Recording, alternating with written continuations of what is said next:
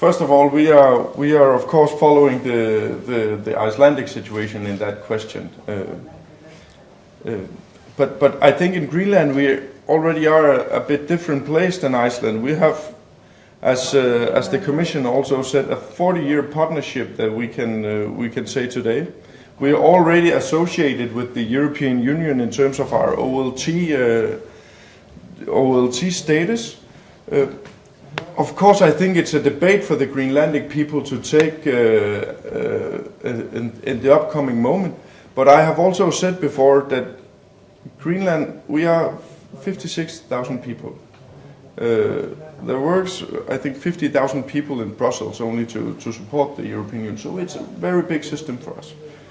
But right now we are working very hard to get a stronger and better and maybe more strategical partnership with the EU. So we are ramping up on our cooperation.